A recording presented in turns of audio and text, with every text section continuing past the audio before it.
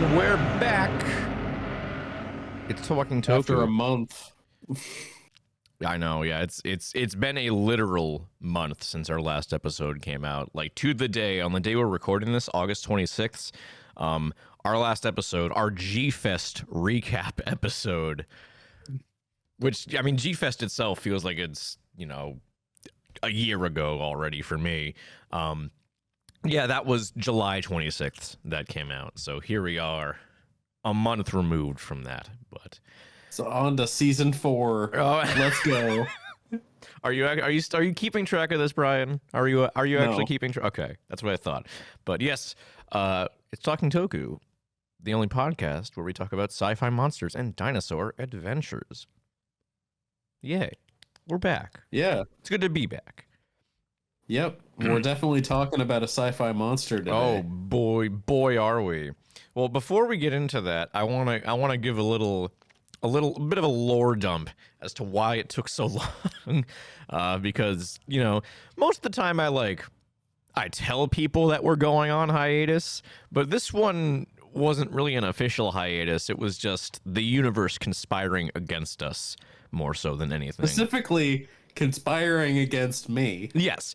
Well, so to start, and I think we mentioned before that you were going to be visiting here back in the Boston area. So we were like, okay, you're flying in Wednesday. We have time to record an episode before you do that. You know, we'd record on Monday, edit Tuesday, and then you'd fly in that Wednesday. It's like, perfect. It would all work out. So we actually had two different ideas. We had one, and then we had a backup one in case the first one fell through. So that first one was my friend Drew, who has wanted to come on the podcast for a while now. He went to the Coolidge Corner Theater. It's a art house theater here in the Boston area to see like a bunch of Showa era Godzilla films. And he's kind of a newbie when it comes to the franchise. Like he's seen -1. He's come to most, if not all, of all the Fathom events screenings.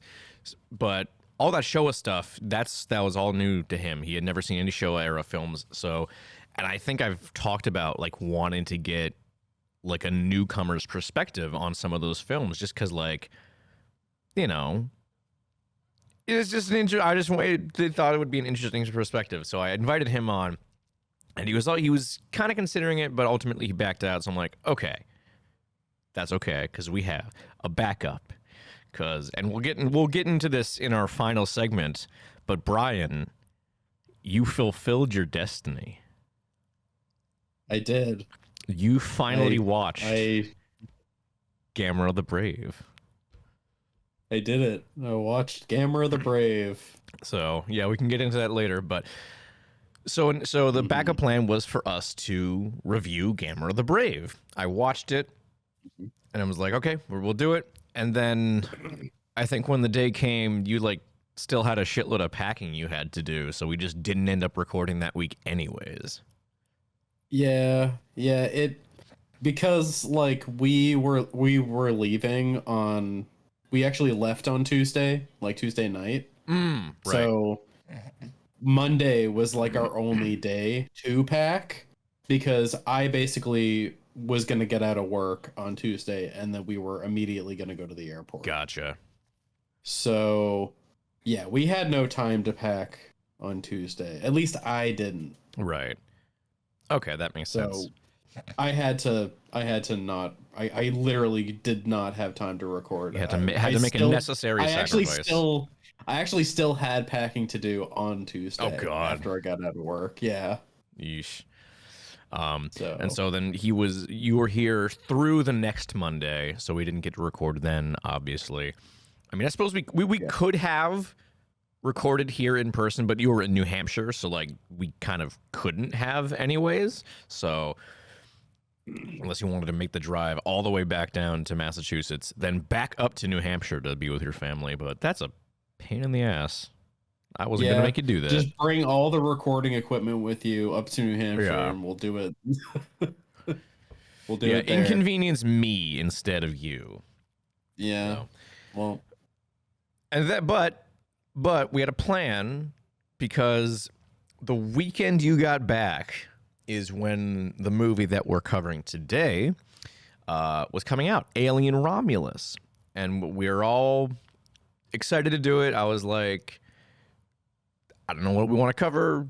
Gamma the Brave is not really all that fresh in my mind right now. Do you want to do Alien Romulus? And we were all set to do it. And then you got COVID. Yep, I got COVID. For the first time since 2020, since the pandemic started, you got COVID, Brian. I mean, it's just I've never gotten it before. Yeah. It's not like it sucked. Unfortunate. It was pretty shit. Yeah. Yep. So I was like actually bedridden for like 4 days. yeah, it sounded like it hit you pretty hard. It did. So I couldn't have recorded even if I wanted to. Yeah. Like even if we decided to do something else, like I couldn't. I could not speak. Yeah. So yeah. But that about catches all of you up on the Talking Toku lore. We're here. We're all healthy-ish for the most part. And we've seen Alien Romulus, and we're going to talk about it. Boy, have I seen it. Yeah. I've seen it. We've seen things. We've seen things. But because we've been on such a hiatus, there's some news we got to catch up on. So we should do that first, I think. But we're going to kind of speed run this, I think, because there's a bit of a lot of news. So, Brian, tell us what's going on. Kaiju number 8, season 2. Yes. I mean, we already knew that. So. Did we though? I don't think we did. Not since we last recorded, Brian. I'm pretty sure we did. No? No. Oh. This came out June 29th, 3 days after the episode came out, so. Oh. But okay. Yeah, we don't know anything about it, like when it's coming out. We just know that, hey, it's happening. So yeah, Kaiju number 8 season 2. That's cool. Pretty exciting. I hope it's good. I mean, I can't imagine it won't be. I mean, the first season was pretty good. Yeah, I mean, I have no reason to believe it's going to be of any. And I know you mentioned that like people were saying this is when the manga fell off, and as someone who was sort of caught up on the manga, I don't agree. I think it's still really good. So be honest, I only saw that while taking a passing glance at Reddit. So like I'm pretty sure I told you I prefaced it when I told you that initially. Yeah, I think you did. I do remember that. Yeah. So yeah, I mean, fucking Reddit. Come on. All right. But moving on, this one is actually really cool and surprising even, because I never thought I'd see the day that we were going to get a Pacific Rim 3. Yeah. I mean, it's not really. It's not. So it is functionally the third entry in the mainline Pacific Rim franchise, but it is not a movie. It is a 3-volume graphic novel sequel to the first 2 films. It's Pacific Rim Final Breach. This went up almost a month ago because there was only 8 days left in the Kickstarter campaign. This was a Kickstarter campaign. But it is made $147,952 out of a $99,000 goal, so it was very successful.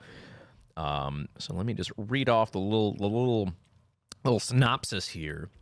Humanity faces its ultimate threat as the precursors unleash a new wave of devastating kaiju assaults on Earth in Pacific Rim Final Breach. After years of failed attempts to enter the Antiverse, the transdimensional realm from which all kaiju emerge, Jake Pentecost and Herman Gottlieb conceive a daring last-ditch plan whose success hinges on finding legendary Jaeger pilot Raleigh Beckett, the only human being to ever survive behind enemy lines. Living in exile off the grid, Raleigh must choose assured annihilation or confront his past and team up with a new generation to pilot the brand new Gypsy destroyer, the last Jaeger standing. Tensions escalate and old wounds reopen as the PPDC finally crosses the breach to confront what lies on the other side. It's time for humanity to meet its true enemy and cancel the apocalypse once and for all. So Damn. we got it's going to be written by Joshua Fialkov, who wrote for the Netflix live action version of Avatar: The Last Airbender, which I have not seen and I don't care enough to see. But the artwork is being done by EJ Su, who I really, really like. He's done a lot of cool stuff. He's done some Transformer stuff, but he's also done a bunch of Godzilla stuff for IDW. So that I like the sound of that for sure. But yeah, I guess this is kind of the only way we were ever going to get a Pacific Rim 3, because Lord knows Legendary was not gonna put up the budget for a movie. It's so sad. I know. It's so sad. Pacific Rim 2 fucked everything. I know. Fucked everything. I'm honestly surprised, like, they're going and bringing in, like, the people, so the characters involved in that film. Can you imagine how successful a Pacific Rim sequel would be if Pacific Rim 2 didn't exist and it came out right now? I don't know, because at that point, I think, like, I don't know if people would still care, because it's been 10 years. I think that it would have been. I think that, but like everybody fucking loves Pacific Rim, like in this fandom. Like if given a sufficient amount of time between entries, so like I think it would just build hype by itself. You think so? Because that was one of the reasons. That was also one of the reasons that Godzilla King of the Monsters didn't do very well at the box office, is because it had been 5 years since the 2014 film, and like people didn't really care all that much anymore. Yeah, but also there weren't a whole lot of other kaiju movies that came out between that time. Oh, so you're saying now that we're like firmly in the kaiju as a mainstream thing, you think it would actually do well? Yeah. Yeah, okay. That's why I meant like right now. Okay, like right now. I see what you're going for. You might be onto something there. I mean, it would have to also be like a good movie, but I know. I mean, but I think part of they pulled the trigger too early. I think, and they just kind of went lazy with it, hoping that name brand alone would be, I don't know, like. I don't know what the fuck the decision making behind Pacific Rim 2 was. Yeah. I don't know. I never will understand. But it just feels like they pulled the trigger too early. They wanted it. They wanted the sequel out, and they didn't care about the quality. Yeah. So. Oh well. But I'm really excited for this. It's gonna take a long time for this to come out, because again, it's a 3-volume set, but it's there's a single volume every year, so this is technically going to take 3 years to come out completely. Jesus Christ. And I don't even know. Oh, so they expect, wave 1. So volume 1's supposed to come out in 2025. Volume 2 in 2026. Volume 3 in 2027. Oh my god. So it's like it's just going to take so long, which is really upsetting.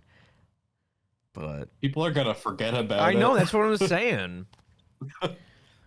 Oh well. I think it probably would have been better if they just took the 3 years and dropped it all at once at some point. It would make more sense, but yeah. So we're getting Pacific Rim 3. Yeah.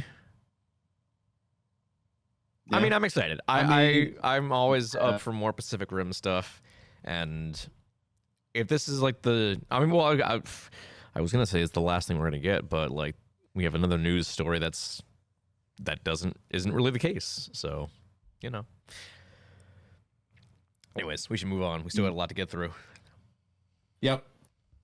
Blazer coming to Blu-ray. It's happening. Let's go. Right. It's time. I'm excited. We're getting Mill Creek is continuing their Ultraman releases, and we have Ultraman Blazar coming out in October, right around Halloween, because what Are you gonna buy it? Yes, yes, of course. Yeah, I might buy it. It's gonna be the only way to watch the movie. It looks like, so might have to. Oh right, yeah, Yes, they are including Tokyo Kaiju Showdown in the Blu-ray set, which is nice. So yeah, I mean, I'm like still super. I don't have all the Mill Creek sets yet, but I'm definitely gonna get Blazar because you guys know how we feel about Ultraman Blazar. I mean, yeah, we basically. I mean, the episode where we covered it was basically us just praising it for Just an going, hour. oh my god, this is so fucking good. Oh my god, this part is so fucking good. Oh my god, this show is so fucking good. That was literally really, us. that was literally us just the episode. wojacking. It was the yeah, whole it time. was weird just wojacking. You couldn't tell because this is an audio. Guys, Ultraman is good. It's good. Yes. So Yeah. yeah, that's October 29th is when that comes out. So go buy it. For the love of God, And go then buy it. sometime after that, we'll probably cover the movie. Yeah, that would Hopefully. be something. Moving on, we're getting a fucking Crawl 2, which is insane. I can't remember, Brian. Did you say you hadn't seen Crawl? No, it was something that came out, and I wanted to see it, and then I forgot about it, and then I forgot about it ever since. It's a very good movie. I mean, it's just a lady being trapped in a house during a hurricane, and there's alligators. It's just an alligator movie, but like it's a really well directed alligator movie. It's Alexander. I don't know how to pronounce his last name. It's either Aja or Aha. AJA is how you spell it. So I don't know. He's French. But, Aha! is that it? Okay. I don't know. It's I don't know if he's directing Crawl 2. Does it even say? Oh yeah, no, he is. He will be back in the director's chair, so that's good. Yeah, he's also done. Oh, he did Horns. I did not know that. I wanted to watch that, but I never got around to it.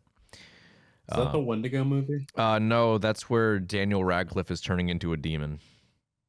Oh, I also know that one. Yes. But I'm thinking of Antlers. Yeah, you're thinking of Antlers. Well, he also did Piranha 3D. Oh my god, that movie is horrible. But it's a good horrible from what I've heard, right? Like it's a funny bad. Oh wait, no. Is this the first one? This is the first one. This is Piranha 3D, not Piranha 3 Double D. Okay. I have not seen Piranha 3 Double D. Okay. I never intend to. Just looking at it, it seems like the first one is regarded pretty well, and the second one is regarded not so well. Oh. Well, I don't remember liking it very much. Oh, well. But I don't know. What if we covered it, Brian? What if we covered it on the show? You know what? I would be okay talking about it. I mean, I've never seen it. I've seen bits and pieces, but I've never seen it all the way through. So I would actually be down to watch Piranha 3D. Pretty gruesome. Okay. So I'll take it. So yeah, Crawl 2, there's no date. It's just yeah, Alexander's back in the director's chair. Craig Flores and Sam Raimi are producing, just like they did before. Andrew Deutschman and Jason Pagan are writing, and they have written Paranormal Activity, The Ghost Dimension, and Project Almanac. Project Almanac was the Netflix one where Ryan Reynolds goes back in time and meets himself as a kid. I heard it was not good. I never saw that. It's a Netflix and movie. Sam and I are working our way towards Paranormal Activity, The Ghost Dimension. So I'll let you know when we get there. All right. Well, I'll keep that in mind. We've been watching all of them, and it's fascinating. It's fascinating to see how bad they get. I've only seen the first one, so the first one's pretty solid. That's what I remember. Yeah, they just keep getting worse and worse, and it's honestly really fascinating to watch the progression. Okay. Like, Well, because the formula doesn't change very much. no, that's what it It, seems. it's just everything else around it. It's wild. You Cause should. yeah, because this was like right in the midst of like the big found footage horror boom, you know? Yeah. Well, yeah, it was like the precursor. I mean, it was the one doing the innovating for a little while. Yeah. No, And then it just kind I of don't crashed know. and burned. So yeah, let me know how the ghost dimension is, Brian. Yeah, I don't know how many more we have. I think we have 3 more to go. I don't just way too fucking many of those. That's all I know. Or 2 more. The story is insanity. Okay, we should move on. Yeah, move on to this not this kind of mid-looking game. Kong Survivor Instinct looks really boring. And it's Survivor Instinct, not Survival Instinct, which is what the title that would Survivor. make more sense. Oh, It's Kong Survivor Instinct.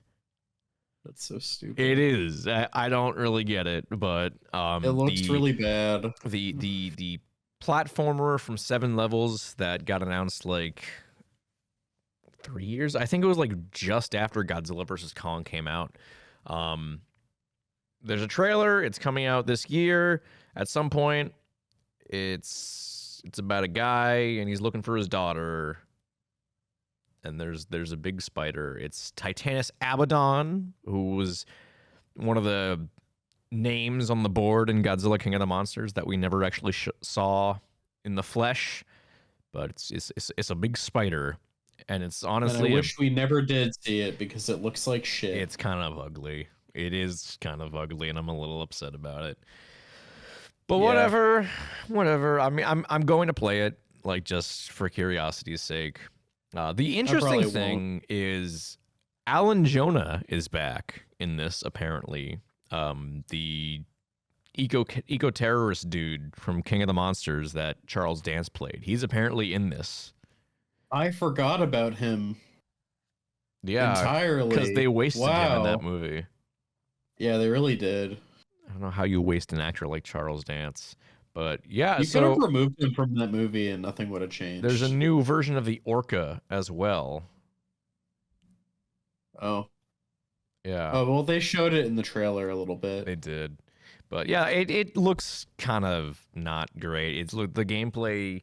I don't know if it's just the gameplay clips they chose, but it just looks like really slow and kind of boring. But I want it to be good. You know, I want a kaiju game to be good. That's all I really want in life. I just wish there were more kaiju games coming out in genres that suit it. Right? You know? That would Like be a fighting game or I don't know, literally anything else. I've been asking, like praying for a survival horror kaiju game. Like I know. Yeah. like survival horror is about as big as it's ever going to get in the modern gaming ecosystem right now. And it's prime time for some competition to Resident Evil. And Dead Space is back on the fucking bench again, so it, you know, you have even more, you know, like holy shit, dude. Yeah. The only thing I was kind of thinking about with this game, the only way I could really see them making this interesting is maybe because of it being a side scroller, they could have some very cool like set piece backgrounds. Which you do kind of see in the trailer a little bit. They didn't look that good though. No, yeah. It didn't look worth the perspective. But if you can make it worth the perspective, like if you really have it open up a lot and you make it like very, very visually interesting, like on some level, like yeah, it could be good that way. But it just looks not. The trailer really didn't do it any favors. No. If they do have that, then they should have made a better trailer. I think a big part of it is that the camera is too far away from your character.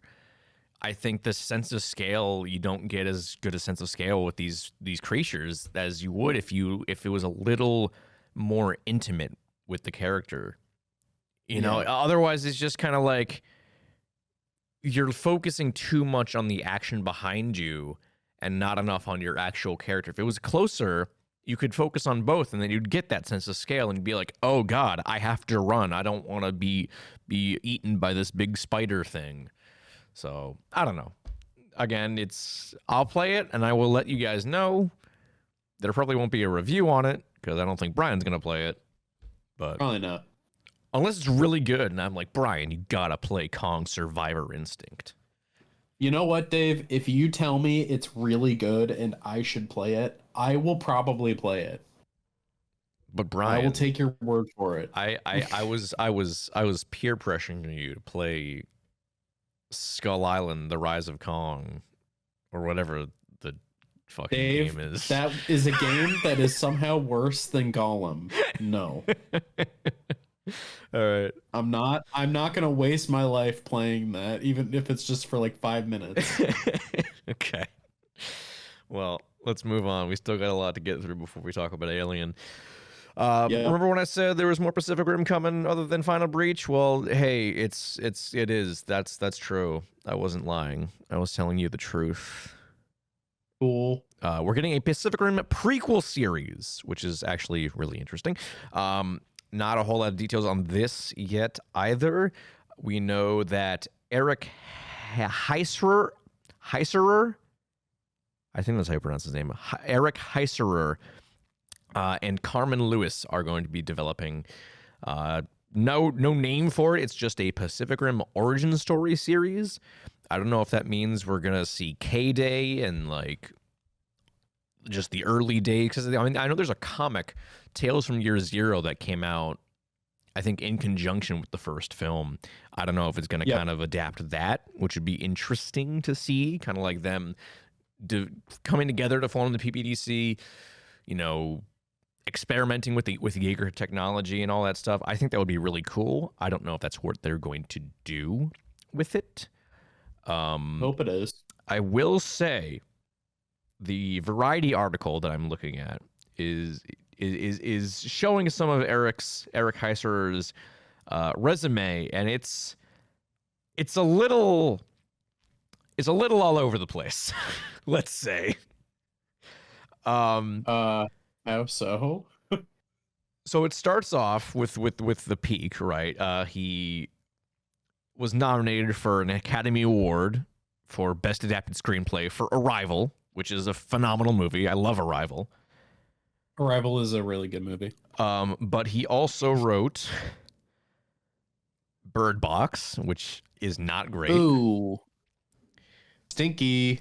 But he also wrote Lights Out, which I heard was pretty good. But he also wrote the 2010 remake of A Nightmare on Elm Street. Ooh, icky. So that's a pretty big stinker right there. He's got some highs and lows in his career, that's for sure. I mean, I despise that for the Nightmare on Elm Street. I have never seen it. I wanted to see it, and then I heard it was bad, and then I never saw it, and it's pretty fucking terrible. I've heard nothing good. Not a single good thing about it. I think honestly, like, it might be one of my least favorite movies. Really? Well, now I should watch it. Now I should watch it. I really, really hate it. Like, every time I see any clips from it, I'm like, how often are you seeing clips of it? I don't know. Like, you know, like, I don't know, dude. I don't know. Okay. Cool. Instagram and shit. You know, you get your movie clip, like, pages that post like cringy clips from shit. Mm-hmm. No. Okay. I don't know. I don't know. Anyways, moving on. We got something else, something cool coming out, Brian. Tell us about it. Tell us about this thing that you absolutely 100% know what it is. Godzilla, the first 70 years. What is it, Brian? Tell me about Godzilla, the first 70 years. I don't know. Is it a book? It's a book. It's a big old book from Steve Rifle, and I still don't know how to pronounce his last name. I'm sorry, but I think it's Ed Godziszewski, who have done so many things for the Godzilla, in terms of Godzilla books and writing. Most notably Japan's favorite Monstar, and the Ishiro Honda biography, A Life in Film from Godzilla to Kurosawa, which is really, really good, actually.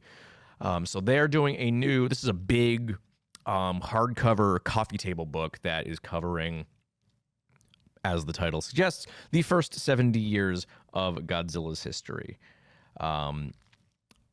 It's a narrative and visual history of the King of the Monsters, chronicling the triumphs, challenges, and meaning of 7 decades of city trashing, kaiju smashing mayhem. It is also a tribute to Godzilla's creators and co-stars, the filmmakers, special effects wizards, cast members, and even the stuntmen inside the monster suit, and an appreciation of the behind-the-scenes artistry involved in bringing Godzilla to cinematic life then and now.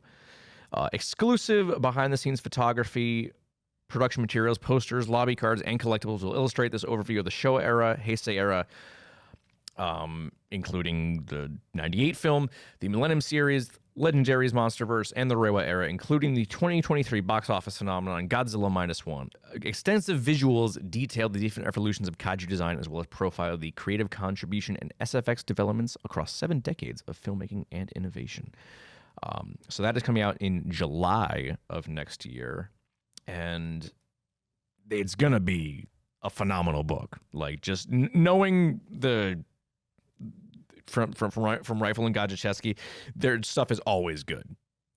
So I think this is gonna be a must have for fans. Just knowing. I mean, I didn't know anything about it until just now, and you've already sold me on it. So. Also, it has forwards by John Carpenter and Megumi Odaka, who, of course, played Miki Sagusa in the Heisei era film, and an afterword by Shogo Tomiyama, who was the head of Toho back in the day.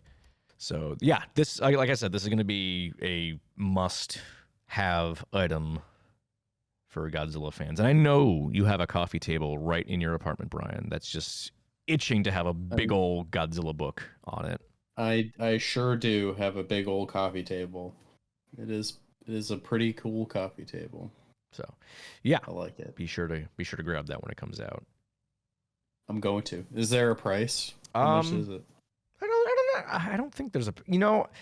I want to say, because I follow Steve on Facebook, I want to say he posted a link to the publisher,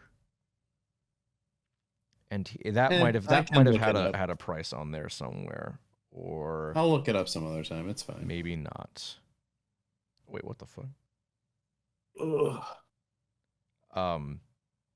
Interesting. So there's, I'm looking at Amazon right now.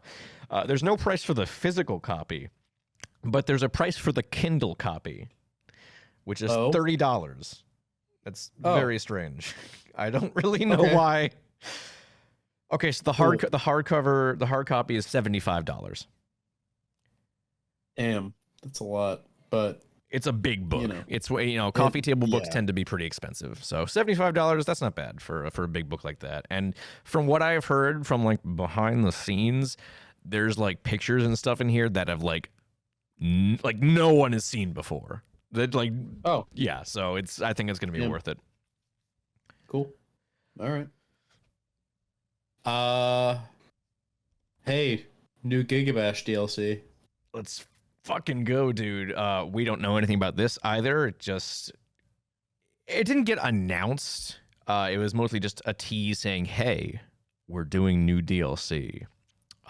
This is not a collab. These are totally original characters, which is awesome because I feel like the original characters in Gigabash are being kind of forgotten with all the Ultraman and Godzilla characters have been added, so I'm excited to see more OCs in the Gigabash universe.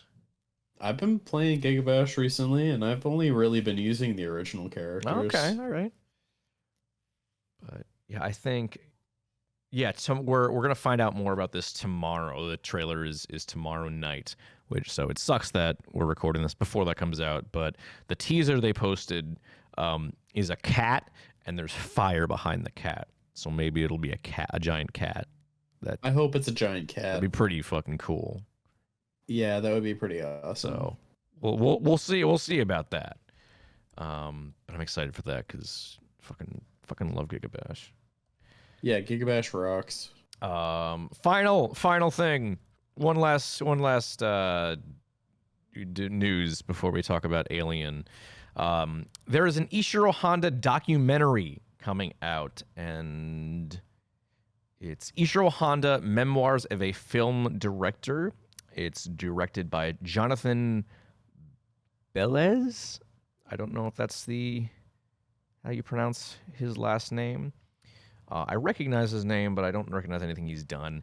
But I want to say this was actually some of this was actually being shot at G-Fest this past year, oddly enough, because I remember someone saying that, I think it was a friend of the show, Jacob, had mentioned to me that Linda Miller was at the convention, like shooting a Ishiro Honda documentary. I'm like, oh, that's neat. And then I totally forgot about it until the actual announcement came up. I don't know when this is coming out, but yeah. We got Ryuji Honda, who is the son of Ishiro Honda. And this is the cast of people who are going to be in the actual documentary. Hisao Kurosawa, Akira Kurosawa's son. Joe Dante, who directed Gremlins and the original Piranha. Shinji Higuchi, of course. Tomo Haraguchi, Naofumi Higuchi, Shinsuke Nakajima, Stuart Galbraith IV, Steve Reifel, and Eddie Godziszewski. And Linda Miller, as I mentioned, and Atsushi Kobayashi. Some of these names I don't recognize, but yeah. Again, there's not a whole lot of details about when this movie is coming out, so I don't know. But gonna be pretty awesome, though. Yeah. Ishiro Honda, Memoirs of Film Director, is a documentary film that delves into the life and cinematic career of one of Japan's most prolific directors, Ishiro Honda. The film will spotlight Honda's filmography from both a historical and personal perspective, exploring his contributions to the Japanese film industry and his firsthand experiences of war from which he barely survived. He will also delve into his profound feelings regarding the atomic bomb, a subject that became an obsession for him and was frequently reflected in his films. The documentary will analyze Honda's body of work through interviews with individuals who had the privilege of collaborating with him, as well as experts on Honda's films from both Japan and the Western world. Furthermore, the film will uncover Honda's friendship and professional relationship with director Akira Kurosawa. Because if you didn't know, Honda and Kurosawa were like best friends. Like when Honda retired from filmmaking after Terror of Mechagodzilla, he was still like. Well, he didn't retire from filmmaking. He retired from directing. He was still very involved in filmmaking, and he was basically working on Kurosawa's films until his death. So that'll be really cool. It goes. If you have not read Reifel and Godziszewski's book, Ichiro Honda: Life in Film, great book, great biography. I highly, highly recommend it. I'm sure it will be I'm sure that this documentary will serve as a pretty good companion piece to that book. So, but I still recommend reading it. You should read it, Brian. Okay, I'll read it. Yeah. All right, we did it. It took us 40 minutes, but we got through all the news. Holy shit, we did it. Yeah. We're here. We're here. We made it. It's time to talk about Alien Romulus. 4 weeks in the making. I know. Well, not really, because the movie's only been out 2 weeks. Yeah. So, or not even actually, because it only came out. What day did it come out? Episode, non-specific. Yes. Alien. Yes, correct. 4 weeks in the making. 4 weeks in the making. Okay. So just a little background on this, because I wanted to cover this. As you all know, we have a running bit on Talking Toku where we have a very loose definition of the term tokusatsu, and I want to say the original Alien was the first example we gave of that bit. Yeah, I'm fairly certain that that's true. So now we've come full circle. We're covering an Alien film, and I kind of had this one little important, because I don't know about you, but the original Alien was the first horror film I ever watched. Not the case for me, but I wish it was. Yeah, I started off on a high note. I haven't reached that high since. But yeah, Alien is like one of my favorite films of all time. So I got thoughts on Romulus.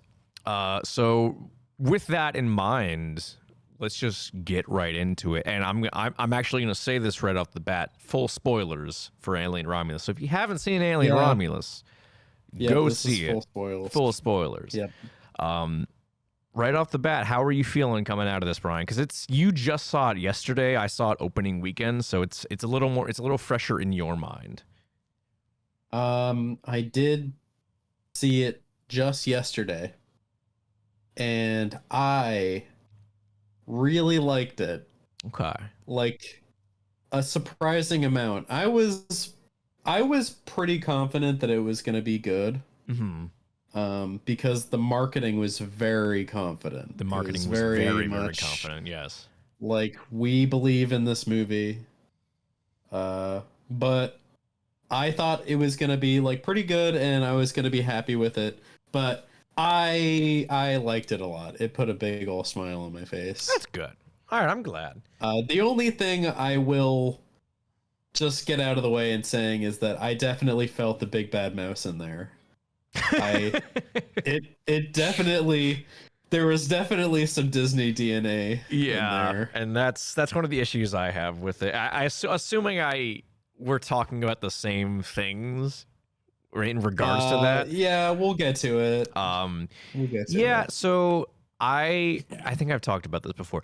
I was very, very cautious about this film because for a number of reasons. A, being the last Alien film we got was Alien Covenant, and that was fucking atrocious. Yeah, that was not good. Fede Álvarez, I really liked his Evil Dead film. I have not seen it since 2013 when it came out, but I remember it very fondly. I like that movie. But I really did not like Don't Breathe. That movie made me very, very uncomfortable. It's a gross movie. So I would, and again, this was it. This was like Disney had their hands in this movie, as you mentioned. So I was very cautious about it. But they were pushing that marketing so hard, like you mentioned. And the more I saw it, I'm like, oh, this is looking like really good, actually.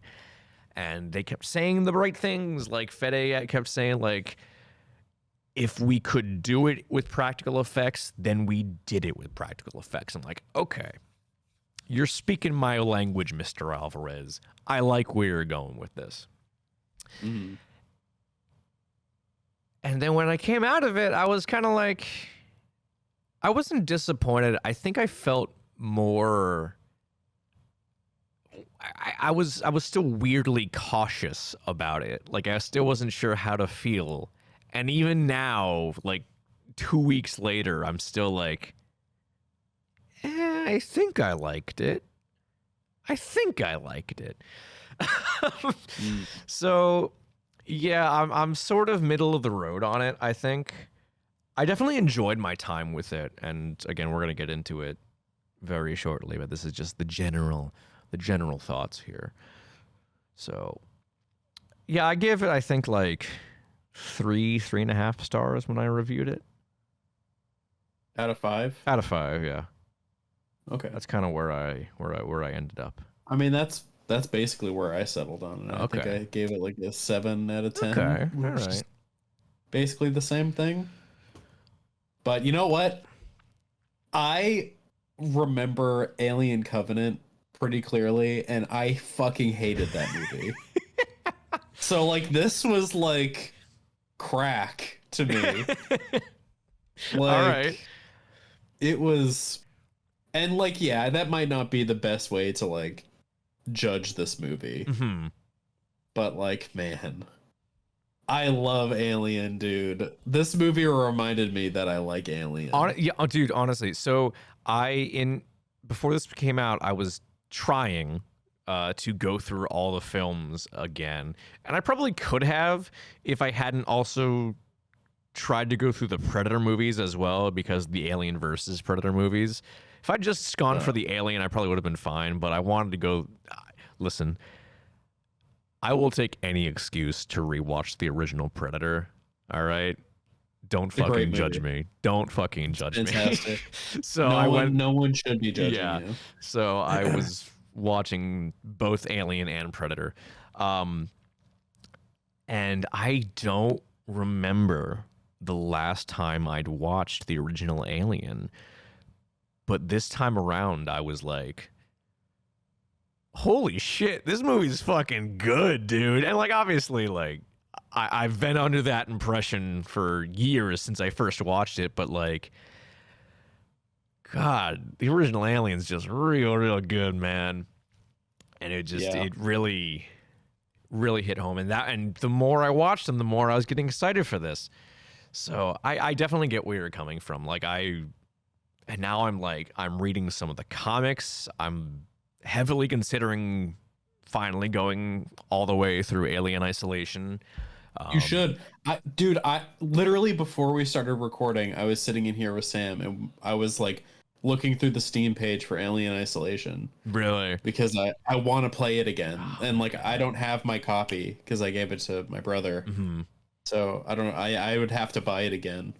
It's $9 on PlayStation. Dirt cheap. So yeah. Well, actually, no. It's still $40 on Steam. Is it? Well, Jesus Christ! I'm surprised it is it's 10 years old. It came out in 2014. Yeah, I'm surprised it's that much. 10. It's crazy. Sega is evil. They are. But yeah, no. The hype for this definitely like reignited my love for the franchise.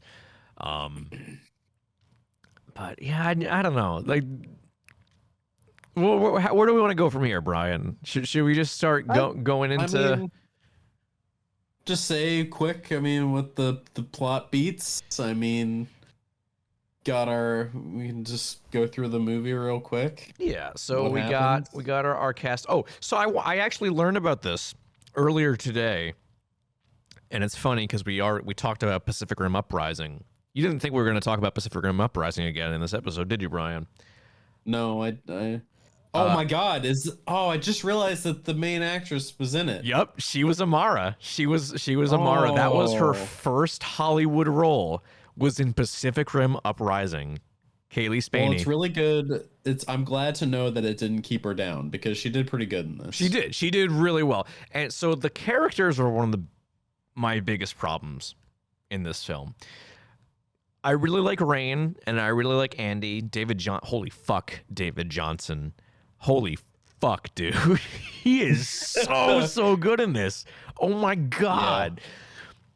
So they're really great, which is good because, they're our main characters. It wouldn't be good if they were unlikable. Yeah. Unfortunately, everyone else in this movie is really unlikable. I didn't like any of the other characters. I kind of hated all of them. Yeah, that was also, I think it was a little bit to a lesser extent for me.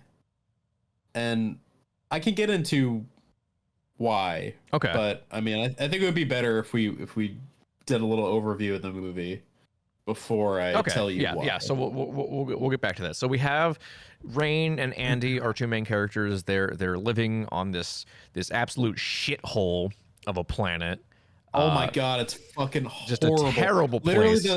Literally within the first 5 minutes, I leaned over to Sam and I was like, man, this place fucking sucks. That's the whole point. It fucking sucks. It would really suck to fucking live here. Yeah, it's like a mining colony. There's so much like fumes in the air that they literally get no sun throughout the entire year. There is no sunlight whatsoever. They want to get off planet and go to this other planet, Ifaga, where it's like cool and nice there. And they got their friends, Tyler, Kay, Bjorn, and Navarro. I don't think I knew most of their names in the movie except for Navarro. I remember Navarro. I only knew Navarro because Kay was screaming it. Yeah. I didn't catch any of the other names. And part of that is because, and we talked about this, I think the sound mixing in this kind of sucks. Like it was Yeah. like stupidly loud for no reason. I think I told you, but there were a few parts where I'm pretty sure my ears were ringing. Yeah, it's a very loud movie. Yeah. But yeah, so they have this plan to get off planet. There's a ship in orbit, a derelict ship, but they're like, hey, this has some cryostasis chambers. We could steal that, go in cryo, and just set a course for Ivaga and live out the good life. Yeah. It's a heist movie. We're on a heist, guys. So they go But then up. they fucking get up there and it turns out that it's a fucking space station. I don't know how they met that. And you know what? As soon as I saw that space station, you know what clicked in my head? What? They really liked Alien Isolation.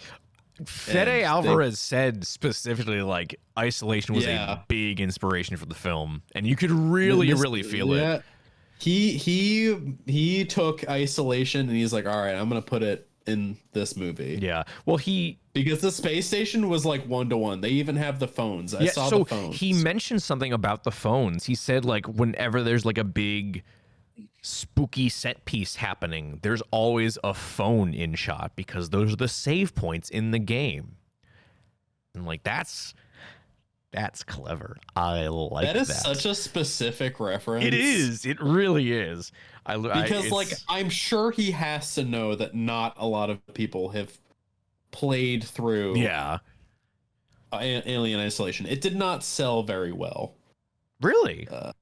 It did not sell very well. Interesting. I think lifetime sales it's picked up, but it took a while. Because I remember it like was like really well received when it came out. It was critically acclaimed, but it like notoriously sold pretty poorly. Interesting. I had no idea. Yeah. Yeah. But yeah, so because I mean, remember the game that preceded that was Colonial Aliens, Marines. Colonial Marines. This is true. This is true. So fair enough. Yeah. I had not considered that. But yeah, so they get up this research station, which again, I don't know how they could possibly have confused a ship for a full-on research station. I don't get that. But yeah, it's derelict. There's no one around. It's all spooky and dark. And then shit goes to hell, man. That's the best way to put it. The cryotube things, they don't have enough fuel. So they gotta go and grab some fuel, but by taking said fuel, they fuck everything up. And they fuck up containment because no one likes to read or look around at their surroundings. To be fair, notice that there's a bunch of spider things frozen. To be fair, most of those guys were British. That is true. So they probably couldn't read. Yeah. And following this, our good friend Navarro gets face hugged. Yep. And you know what happens. And there's a big alien running around. There's a big alien running around.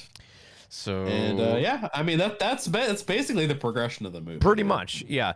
So yeah, I like I mentioned, I kind of hated all the characters except for Rain and Andy. I really did. All right. Can I tell you why it's not as much of a problem for me? Go for it.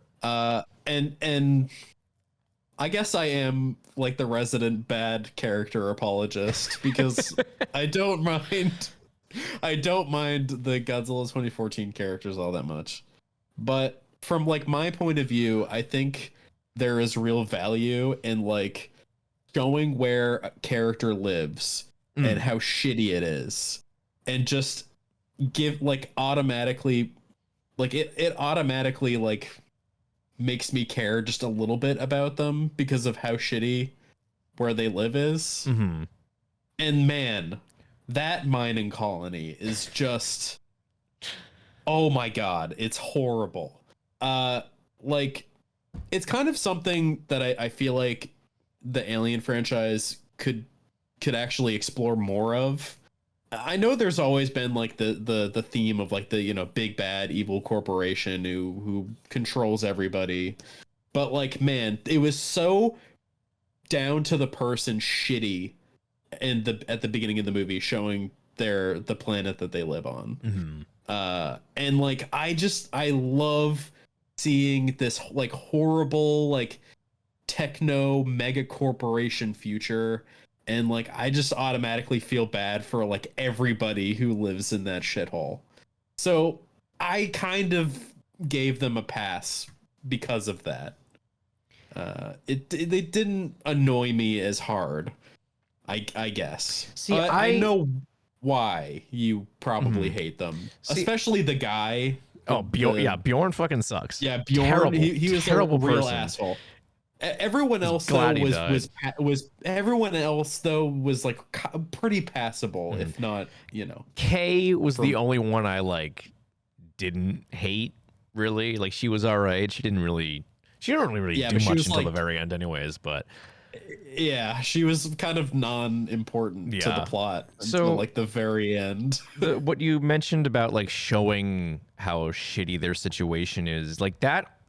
To me, for me personally, I get where you're coming from, but at the same time, it felt like this movie, out of all the Alien films, was so annoyingly blatant, unsubtle about what the franchise is about. Like, I feel like, at least, I guess, you know, we all know the quality of the Alien sequels has wavered over the years, for sure. That's an understatement. Yeah. I just felt like it was really, really hitting you over the head with corporation bad. That's what the movie's about. It just, it felt like there was no subtlety to it at all. And which, this thing that makes it special with the first two films, it's like, it's just a company. There's nothing you can't tell there's anything inherently wrong. I mean, in Aliens, you don't know that Burke is going to betray them until the very end. He's just kind of like a slimy guy up until the end when he actually does betray Ripley and the rest of them. It's just I don't know. It just kind of rubbed me the wrong way. I see where you're coming from, but also we haven't had the perspective of people literally on a mining planet in these movies. Like, you know, if you look at the original, you know, they're all on like a mining tug, like they're they're truckers. They're space truckers. And like you could argue that just that is a more, you know, it's still a shitty job, but it's not like literally live as a working slave on a fucking slave planet where all you do is mine. Like there are companies in real life that like that operate in the United States and are very like, you know, very friendly out, like, you know, forward facing, but then they have like fucking sweatshops in like Indonesia. Like there are parts of companies that like you don't always see that are just over the top horrendous. And yeah, you could be like, oh, all the subtlety's gone, but I mean, like, I could believe that there's some backwater planet that authorities don't look at, and the company can just get away with doing whatever the fuck it wants. Like, companies do that in real life. I think that's perfectly believable. I think it's perfectly believable. I believe it. I didn't really see it as like, because like everyone already knows that, you know, Weyland-Yutani sucks. I like, know. There's no need to be subtle about it. I would argue that the comics went way over with that before even the movies did. But the thing is, like, not everyone's gonna read the comics. Like, obviously the movies are what the general audiences are gonna see. That's true, but even in the movies at this point, everyone who's seen the movies already knows that Weyland-Yutani is a piece of shit corporation. I mean, yeah. Yeah, there ain't any worse corporation in film history than Weyland-Yutani. Yeah. Let's be honest. Yeah, Weyland-Yutani is pretty. I would actually be very curious to like do like a mega evil evil corporation tier list for movies. That'd be kind of cool. Things rank. We should talk to your other co-host about that. Yeah, we could do that. We'll talk to him about it. But okay, well, I don't. Where were we going with this? I can't remember. I was just talking about how I didn't think Weyland-Yutani being that evil was over the top. But I do get what you're saying. Yeah. I do get you. Back on the characters for a moment. Yeah. I despised the fact that they CGI'd Ian Holm. Oh, me too. Holy me too. shit. Yeah. Fede Álvarez was so gung-ho about this. Oh, that we're doing this practical effects thing. Practical effects. If we could do it without practical effects, if we could do it with practical effects, we did it. Why the fuck did you deep fake Ian Holm, who has been dead for how long? I don't even remember. When did he die? I don't remember. Or 2020. But I did, okay, it wasn't that long ago, but still. I did listen to a video about this today, Mm-hmm. and apparently like Fede Álvarez got like permission from like his family and stuff to do, which is fine, and to all the people who are just like, oh, get it, putting dead people in movies is fucked up. Like, I think if you get the family and they say it's fine, whatever. The problem is that it looks horrible. It looks horrible. Looks terrible. And also, there's no narrative reason that it needed to be him. Not at all. You didn't even need him to be up and talking. If you really wanted to have an Easter egg in there, just show it for like a split second. If he wasn't like a legitimate supporting character, it wouldn't have been as bad. If it had been like a 2-minute conversation with him, I would have been like, okay, that was kind of weird, but sure. But then he's a part of the movie. He's like an important part of the film. He's like an antagonist. He's like a loose antagonist. It's really weird. It's really weird. They could, because like, if you're so inspired by Alien Isolation, use one of the weird, creepy, faceless androids from that game. Yeah, those things were horrible. They're awful. They're so creepy. I don't like them. Just do that. I don't know. It felt weird. And I assume this is where your whole, you can feel the Disney influence on this movie. This was definitely part of that. Yeah. But the other part was the overabundance of reference lines. It's fighting so hard to try and not be a legacy sequel to the original Alien, but at the same time, it can't help itself.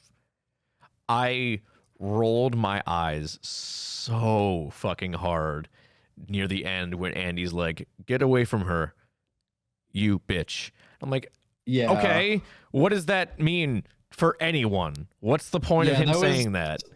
That was pretty painful. I think we need to stop doing dialogue references. It is so fucking grating now. I mentioned this to you after I'd seen Deadpool. I rolled my eyes so hard, and spoilers for Deadpool and Wolverine, but it's made like $1 billion, so you've probably already seen it by now. I thought it was really stupid where Wesley Snipes does the line from the original Blade, some motherfuckers are always trying to ice skate uphill. It's like, that's already a weird, goofy line in the original Blade. What is the point of having him say that in Deadpool and Wolverine? Yeah, that was pretty terrible. I'm even between that and the line, and there's only like 2 of them. It's the one that Andy says, and it's not Ian Holm saying Ash's line from the original, like, I can't lie to you about your chances, but you have my sympathies. I think that's the line he says. It's just those 2 lines. Yeah.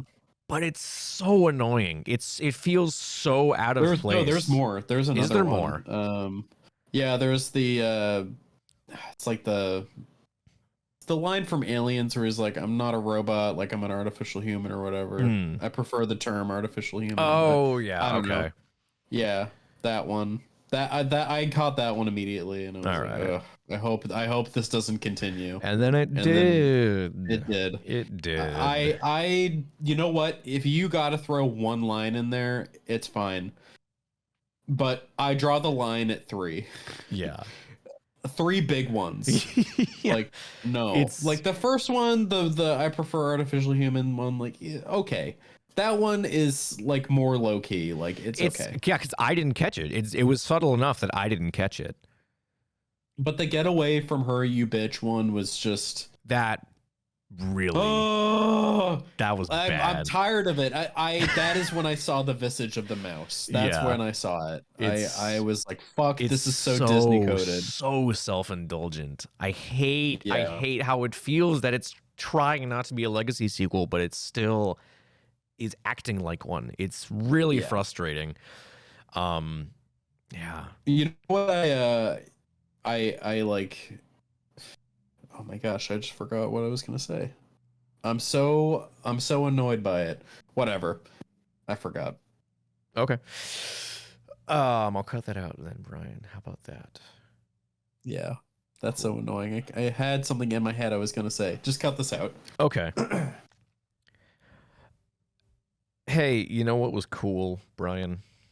What? Oh, I was gonna say we should talk about like some good stuff because I do like this movie a lot. I was gonna bring up some good stuff. This movie looks fucking gorgeous, dude. Yes, It it looks does. so good. Again, like I mentioned, like Fede Álvarez is kind of hit or miss for me. I've only seen 2 of his movies, well, 3 now. But he, no matter how I feel about those 2, he has a good eye for direction. His movies look good, and this might be his best looking movie, I think, because it is gorgeous. Everything feels so real, so real. I love everything that they did with like lighting in space in like this movie. Like again, it's like these things that you would think Alien would try to leverage more, like the franchise would try to leverage more, is these like really epic shots of space. Like all of the shots of the rings that we got of this planet. Yeah. Like, and even the end when the station ultimately crashes into the rings, like it is so like visually interesting as like a finale. Like it's more, you know, it's better than just the station just blowing up or the ship blowing up like in the original. Like it's like that. I think Fede Alvarez, his big strength is just making these really interesting set pieces to look at. Yeah. Like especially the scene after what's the main character's name again? Rain. Rain, she like kills all the xenomorphs with the gun, and she has to like go through 0G to get through all like the acid. That was actually like really cool. That's a really cool set piece. Looked amazing, and it was also a very interesting way to progress through the scene. You know, like it was transformative and also visually striking. I love that shit. I like, man, it scratches an itch that Alien Covenant did not scratch at all. Like I forgot how good you can make Alien movies look, and how interesting you can make this shit look.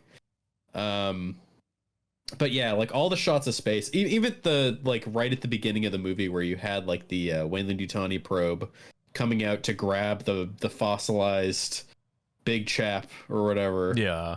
And like the way that they used the lighting from the stars and shit, it looked like so cool. Like it's in a world full of really boring shots of spaceships in space, this one does it right. Yeah. I wish more sci-fi movies looked this good, because like I don't remember the last time a sci-fi movie. Well, okay, well that's not a space movie though. I mean, the creator, Gareth Edwards, the creator, looked gorgeous, but it was not in space. It was all on Earth, so it doesn't count for the point I'm trying to make here. But yeah, no, I know what you mean though. I agree wholeheartedly with you. Like there aren't many good space movies that look like this. And I wish like there were. they make space look so fucking dark, As they should. Like the whole thing, like, you know, at least with the first movie especially, and less so with this movie, but more so with the first one, is that they're alone in space. You know, there's no one really coming to help them. Yeah. And the way he shoots it is indicative of that. Like it very, very clearly hammers that home. Yeah. Do you know if they made like actual physical ships, or is that all CG? I don't know. I honestly could not tell. I could not tell if they used any physical props. I don't know off the top of my head. Because the way that they had the lighting bounce off of some of this stuff, it made it look real. Yeah. I don't know. Yeah. I don't know off the top of my head. I'm kind of looking. I'm gonna go out on a limb and say probably it's CG, but Probably. you know, Yeah. yeah, I don't know. whatever. But you know what was Speaking also? of, Oh no, go ahead. I was gonna say, speaking of practical though, Ooh. those facehuggers. Ooh, the facehuggers, the alien itself, like the full-grown one. Yeah. Mm-hmm. They all looked really. Yeah, those. I think in this, I was the most impressed by the facehugger effects. Yeah. So and I was how a little they had them moving around. I was a little iffy on that because like there's been a bunch of behind-the-scenes stuff of them like showing off the facehuggers moving, and like it looked good, but like you could still kind of tell it was like just a puppet, like an animatronic. But also at the same time, like I didn't really consider this is behind the scenes footage. There's no lighting. All the lighting's flat. This isn't how you're meant to see this. When I saw it in the movie, I'm like, oh, okay, that is frighteningly real. Yeah. It's really, really convincing. It's really well done.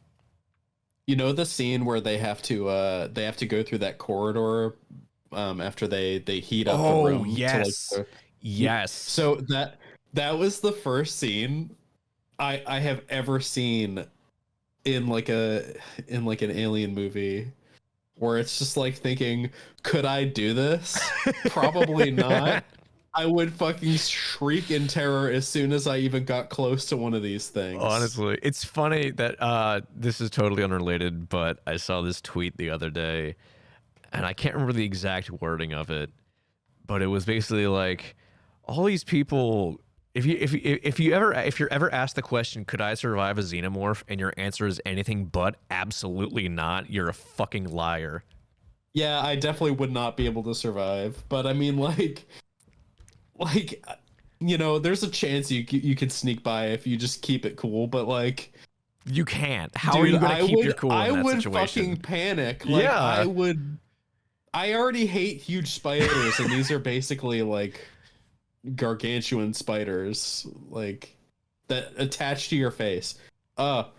Horrible. But man, that scene was great. I love all the facehugger. I really adore that they went back to the practical effects for those, and just the fact that they managed to make them look so good. It really gives me hope that they'll keep the practical effects alive. Yeah, I hope. God, I really do hope so, because like these effects really were good. Like the full-grown alien itself too looked phenomenal. Yes, and there's been some really cool. They've posted some behind-the-scenes footage of that animatronic, and the behind-the-scenes footage for that thing looks really good too. Like it's very, very convincing. Yeah, I love how it's like so imposing. I forgot that the aliens used to be creepy. Yeah. So on the topic of the effects, did you see if there was anyone in a suit? Because I was trying to see, but I couldn't really tell. It seemed like it was mostly animatronic. I couldn't really tell, but I mean, I can definitely think of a few times where they could get away with using a suit. Specifically, probably right around when the full-grown one appears outside of the vagina sac where it comes out of. The cocoon. That thing was so like I heard gasps in the theaters when they first Really? like showed that thing. People were like, "Oh my god!" Fucking, where have they been for the past 50 years? I don't know. It's I always heard a been few, sexual. It's always been sexual. I definitely heard a few like gasps or snickers behind me. Oh I'm my like, God. oh, damn, you people need to get your mind out of the gutter. No, they're in the gutter. The alien's a dick. It's a They penis. It's always been a penis. It is a penis. Yeah, but I think that scene where he's kind of like standing in the back there, I think that could have definitely been a suit, maybe. But I can't really think of when he like anything stands up in the specifically. background and you can't, like, he's out of focus. Like it's over. Yeah. What's her name? I think, was it Bjorn's shoulder or is it Kay's? It was K's. Yeah, okay, Bjorn, yeah. I'm pretty sure this was after Bjorn got This is fucking right bodied after by the Bjorn little dies. bitch. Yeah. Okay. Yeah. Now that I'm remembering that scene, I think you're probably right. That was probably a suit, and that was a cool scene too. Like, I wasn't expecting that. That was a fun little about scare. that scene. I hate Bjorn, but holy shit, he had a cool death. He did. I feel like I. It's not the first time we've seen someone like succumb to the acid blood, but I think it's the first time we've seen someone like die, like straight die because of it. Like, we've seen people get injured in the movies before, but never straight die from it. No. So that was really cool. That was really cool. It was kind of stupid how he didn't even like attempt to like roll out of the way or anything. Right. But I guess you could be in so much shock that you just kind of seize. Yeah, because like he's literally watching his hand dissolve in front of his face. Yeah. Oh, that was so. That gross. was really cool. Oh. It was really cool. You know, actually, I wanted to say that it was kind of surprising how bloodless the chest burster scene was. That was a little surprising. It's very reminiscent of the original, where it was kind of, I don't know. That was that the original was very bloody. or not the I don't know which one I'm thinking of. I don't remember. And that the original scene is infamously bloody because the cast didn't really know what was going to happen. You know what? I don't know what I'm thinking of. I have an image of a very bloodless chest burster scene in my head, and I have no idea where it's from. I don't know. I think you're losing your I mind, don't know. Brian. I'm sure I'll figure it out eventually. Do what I did and rewatch the entire series. Yeah, I mean, I guess I have to. I mean, I think Sam and I are going to watch the original tonight, maybe. Oh, let's go. So Let's go. we did watch Prometheus before we saw. Oh, you did? Alien Romulus, by the way, Okay. because you told me that you watched it, and for I the did not audience, watch it, I've never actually. said this. I've never said this publicly, but I am one of the rare Prometheus enjoyers.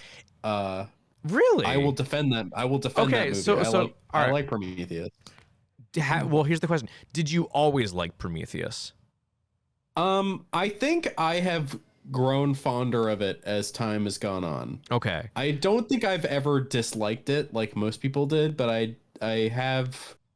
It's grown on me. Okay, because I remember over time. I was not all that hot on it when it first came out, and then when we saw Covenant, I was like, maybe Prometheus ain't all that bad. Yeah, Covenant was a whole new level of bad. But Covenant then was really, really good. So I did not.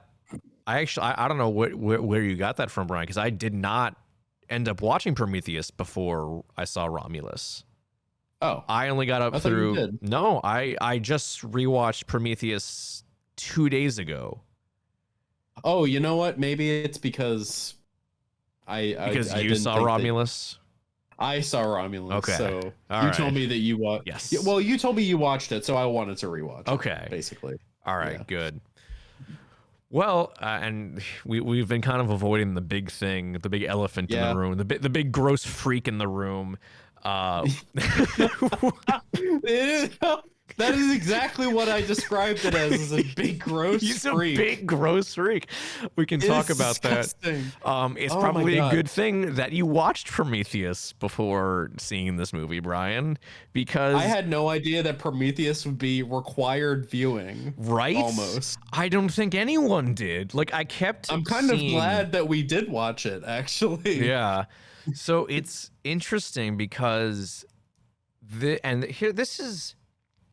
don't know if this is quite an issue about the film for me. I'm still a little undecided because the whole time during production and the marketing for this film was being sold as, oh, it's a return to form for the franchise. And I'm like, okay, so we're going back to the horror aspect of it. We're going back to OG Alien, maybe a little bit of Aliens, which was the case. It does get a little bit more action near the end. And then all of a sudden, in the third act, like the last 15 minutes, oh, we're back on the Prometheus Alien Covenant stuff now. Like it almost feels like a different movie all of a sudden. It's a little jarring. I like what they did with it for the most part. It just felt a little disconnected from the rest of the movie, for me at least. I don't. So this is where I had a feeling you and I would disagree. Okay. I actually, the more I've thought about it, the more I like the big gross freak. Okay.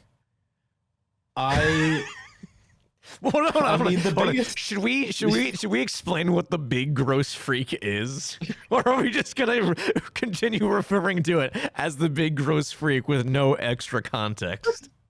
I mean, I kind of like both. I mean, this is like whoever's listening to this, like, come on, like you know what we're talking about. You know what the big gross freak is.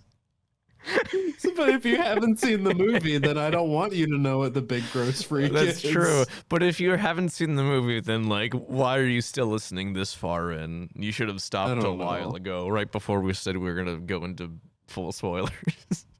Yeah. All right. I mean, let's just talk about it. Let's just talk about him. What is he? Well, he's a big gross freak. He's a big gross freak. So, all right. In near the end of the movie, we get I feel like there's a lot of context we got to give here. I feel so. Well, I know it. I just watched it. Yeah. So do your thing. Basically, Andy's programming gets overridden because they upgrade his chip or whatever to get through some doors, and so it overrides his main directive, and now he has to save this company property, and Rook is guiding him through it, and or whatever. And basically, it's revealed that they have the black goop on the station, which is from Prometheus. Mm-hmm. It's the weird weapon shit.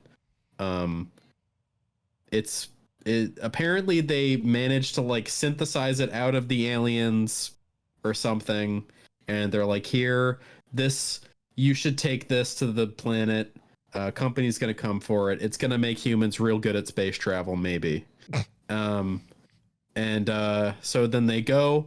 They find Kay strapped to a wall because she was going to get face hugged, maybe. They give her the stuff, send her back to the ship. She takes it for some reason. Because she's like bleeding out, I think, right? She's bleeding out, but I'm still unclear on like, why would you inject yourself with this weird shit over just like trying to get to the cryo chamber? That's a good question. She didn't really try that hard. I wouldn't inject myself with anything. See, she doesn't even know what it is. She like all she has no idea what's happening. Actually, she wasn't even there. She doesn't. Like Rook just tells Andy, "Oh yeah, that'll save her." She doesn't question what it is whatsoever. I don't know. It's stupid. I don't know. Whatever. So she takes it, and it's the black goop. So you know what? If you've seen Prometheus, you know what happens. Nothing good. Nothing good. It's revealed earlier on that she is pregnant, and as soon as that was revealed, I'm like, something terrible is going to happen to this woman. No, and it turns out, wow, something terrible happened to this woman because she gives birth to this egg that has a human-looking baby in it, and then it grows up into this absolutely disgusting freak. And you can give more details, Dave. Yeah, it's a human alien hybrid, and it's awful. Yeah, it's terrible. It also, I assume this was on purpose, but I I can't really quite tell. It also takes a little bit of inspiration from the design of the engineers from Prometheus. Yeah, I did realize that, Especially mostly in the face. later on. Yeah. I didn't really put that together though when I was watching it. But also, I don't really understand why it would look like the engineers. I don't know. Because the black goop wasn't from the engineers. They were just experimenting with it. Yeah. So I don't quite know. But it's kind of good that this movie is so confusing with its like lineage thing, because it's brought back a lot of mystery to aliens again. Like now I genuinely don't know where they came from. It seems like the universe doesn't know either. So yeah. I'm glad it's staying that way. But anyways, yeah, he's a big gross freak, and I hated him. He is a big gross freak. I mean, I didn't hate him. Yep. He's just I hate how he looks. He's uncomfortable. I don't like it. He's scary. Yeah, the scene where he like you first see him like fully. Oh yeah, he's like down the hall, and it's like a little kind of in the shadows, and he's like not moving. It's really creepy. It's really creepy. Really creepy. I'm gonna be honest with you, Dave. I haven't been that creeped out in a long time. Really? Like it genuinely shook me up a little bit. I did not like it's just emotionless face staring from down the hall. I did not like it. I really did not like how lanky it is. It's so lanky, so tall and skinny. Yeah, he is like massive compared to even the fully grown xenomorph. Like holy shit. Yeah, but apparently from what I'm reading here, it was the same guy who played both the alien and the offspring is what it's called. So I guess there was a guy in a suit somewhere. Oh wait, no, sorry, it was not the same guy. Never mind. He's played by the offspring is apparently played by a former Romanian basketball player. He's 7 feet 7 inches tall. Holy shit, that's pretty tall. It's a big guy. That's a big dude, big man. I want to see what that guy in prosthetics looks like outside of the movie. Right. I bet it looks really funny. Like I want to see like him just like hunched over eating a sandwich. I'm gonna look up what he looks like. Yeah. So what was he doing to his mom? Also, very, very shocking that his mom made it through that pregnancy. Right? Like I thought for sure as soon as the blood spurted out that she was dead. Yeah, dead for sure. But I mean, she like plopped that egg out like no problem, and she was okay until and also a little confusing that like the goop didn't kill her. Yeah, because like I thought the goop would like absolutely like eat away at her.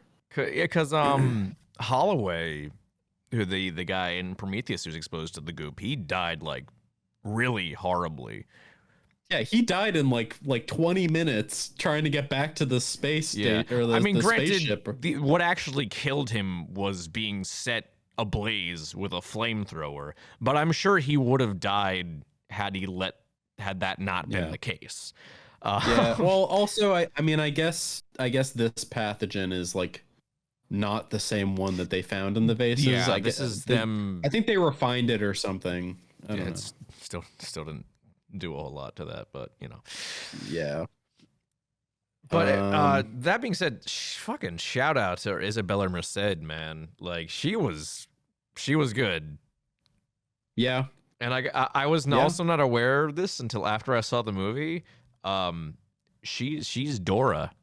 Really? In the live action Dora film. I forgot Dora about those. And the Lost City of Gold. That was her.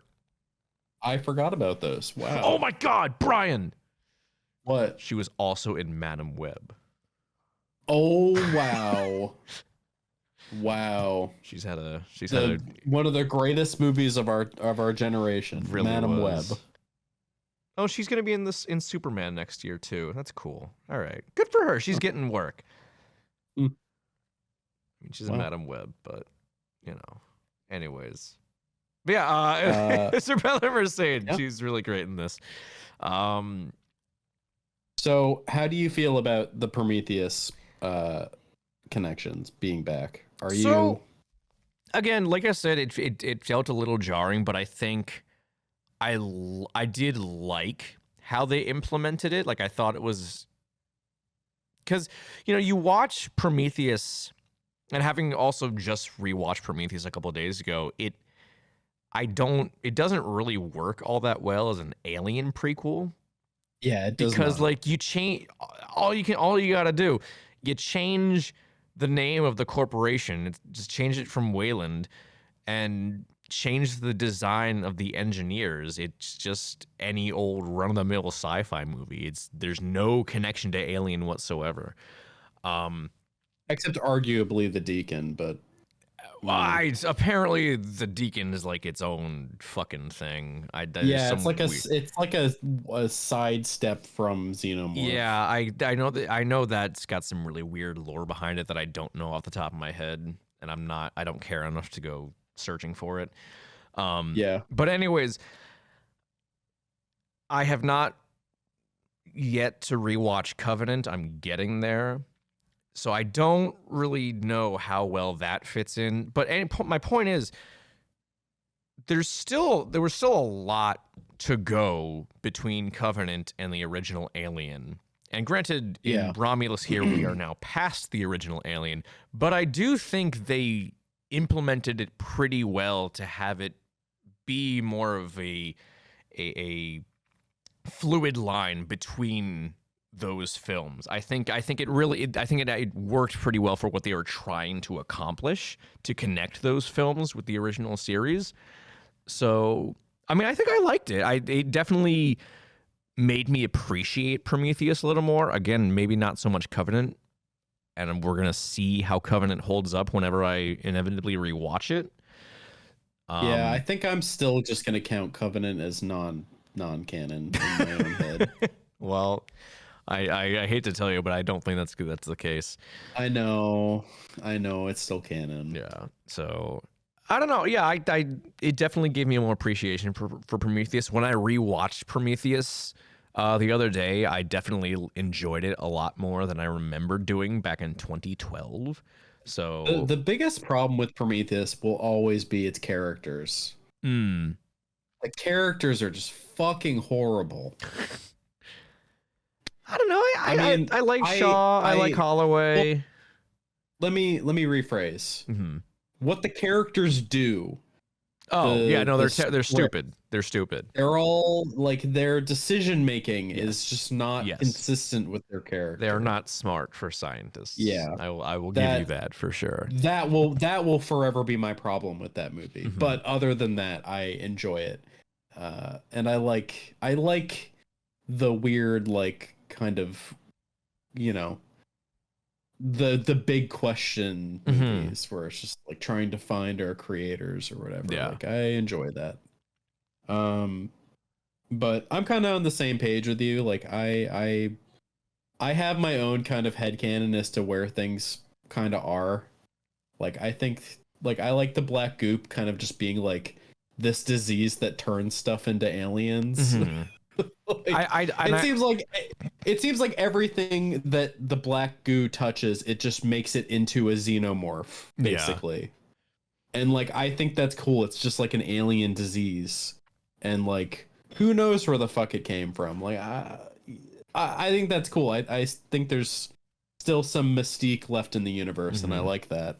I kind of don't want them to go any further, because I feel like that was Covenant's biggest failing, is that it tried too hard to explain where the xenomorphs came from. But part of the charm of them as a monster, as an iconic movie monster, is that we don't know much about them. We know that they kind of that they operate on like a hive system. We know their behavioral, that part of their biology, but we don't know where they came from. And I think trying to explain that sort of removed some of that mystique from them as a movie monster. So I don't know. So I think that's why Prometheus has grown on me so much, is because Prometheus isn't really trying to explain the aliens. No, it's not. It's just kind of explaining how some things ended up the way that they are, essentially. And you know, like I don't know, like it didn't really do anything consequential to the Alien universe. But then Alien Covenant was just like, oh yeah, David made the aliens, and that is how that happened, and that's really boring. I hate that. Yeah. So I don't know. So I'm looking at this right now. So also shout out to Fede for making this on such a low budget, only $80 million. That's dirt cheap for a blockbuster nowadays. Yeah. And I guarantee you it made all of its money back. Yeah, no, that's what I was looking up. It's worldwide, it's already made 225 mil. Yeah. So this, I mean, you know what? This is a perfect example as to why we need to stop overinflating Hollywood budgets. Like, this is a fantastic movie, and it's a fantastic looking movie. Yeah. And so much fucking money is just wasted on these just ballooning budgets for CG and like just stuff that doesn't matter. Yeah, it's lower budgets makes people more creative out of necessity. It's a masterclass in being able to do a lot with little, and I think it's a lesson that Hollywood and especially Disney will hopefully learn from this movie. Yeah. I mean, you'd hope they would learn. They fucking made it. Exactly. So we'll see. Because I want this to do well. I want to get more Alien films. Yeah. I want them to be more original going forward. Stop it with the reused lines in the Disney DNA. Stop it. Nobody likes that. I do think honestly, people are starting to get kind of tired of the legacy sequel, and I hope studios kind of start to understand that. I don't think that they will until it's too late, because it's already starting to get a little too late. So yeah. You know what? Actually, there was one more thing I wanted to bring up. Go for it. So kind of, you know, I was thinking like the other Alien movies have been pretty good with not recycling lines. I think this is definitely the worst movie when it comes to that. Like the just reusing lines from past movies and whatnot. Yeah. I think Predator has had a harder time trying to get away from that than Alien has. But the one thing I would love for Alien movies to stop doing is to stop it with the same like end progression where you make it away from the main location and then you're on a secondary location and then it turns out that there's another monster and then you have to kill it by getting it through the airlock or something. It's in every single movie. It's in every single one. And I'm tired of it. I know what's coming. I know. And this time you got away with it a little bit because you put the big gross freak in it. But it's getting old. It is getting old. I'm tired of it. I don't know if you feel the same way, but I mean, I know it's an established trope and like people expect it. But like I'm ready for a change in the formula. If it ain't broke, don't fix it, Brian. I guess it just seems like they're too scared to not have it. Yeah, I mean that's what it seems like. That's fair. I don't know. I feel like they do enough with it differently in this that like I don't really feel that as much as some of the other movies. This one was definitely better because it was like it like changed the tone back to horror like from near the beginning of the movie. Like it seems like they definitely nailed it being more scary at the end. And I like that instead of it just being like it didn't feel exhausting. Like the one from Covenant felt exhausting. I don't remember the one in Covenant, honestly. I remember the one from Covenant. I was ready for the movie to be over, and then there was another 30 minutes. I think I've wiped most of Covenant from my mind. So you should just not You know what, Dave? You should watch it because if I remember it, you should remember it. Listen, Brian, we already agreed to at some point watch The Predator together. So if I have to sit through Covenant, you have to sit through The Predator because you've never even seen The Predator. I have not, and I'm excited. I'm excited to watch it. It looks bad. It is okay. Bad. The other thing I wanted to bring up was the fact that the beginning of the movie kicks off with them finding the original alien fossilized, and I'm going to be honest with you, they didn't even need to do that because like he's dead by the time they get to the station. Yeah, and, I was kind of surprised, like in terms of it being a legacy sequel, like a waste, and they were being like so overly indulgent about its love for the original film. Like I was a little surprised that they showed restraint by not having Big Chap like be a threat in the movie. Like like you said, he's dead by the time they get to the station. So I guess they have a prequel comic coming out. Oh, is there? Okay. Is probably gonna have that whole series of events in it. I just thought it was very like weird that they made a big deal at the beginning that they like got him and like I thought they were gonna do more with that. Yeah. Like I feel like the revelation that everything spawned from that alien would have been better if they hadn't had that opening scene. Like it would have been a more of a holy shit moment if the movie hadn't opened with them going to the wreckage of the Nostromo. Yeah, I think it would have been cooler if they still showed it like collecting the fossil. You don't know what it is. They don't tell you where they're getting it from. Yeah. And then the movie goes to present, and then you find out later that what was inside like of it. When Rook gives that exposition dump of what happened on the station, like if we had seen all that then when he's explaining it, I feel like it would have hit harder. Yeah. I don't know how I feel about them just not having him Big Chap be alive. Because like they did have that really cool shot of him hanging up there dead, which was a very, very cool shot. And I feel like it was worth it. And I do feel like it's good keeping him in his, the original. And, maybe we shouldn't, let him rest, as they say. Let the man rest. But I don't know. It's just kind of interesting that you could have literally swapped him out with any xenomorph. Yeah. And it would have been fine. So I don't know.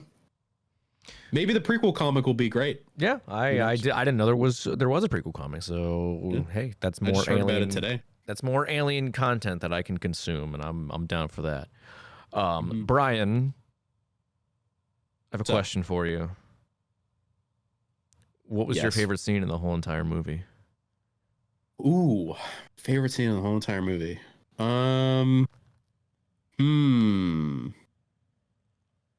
You know what? This is gonna piss a lot of people off. Okay. My favorite scene in the whole entire movie is when it's Elaine, right? Or what's her name?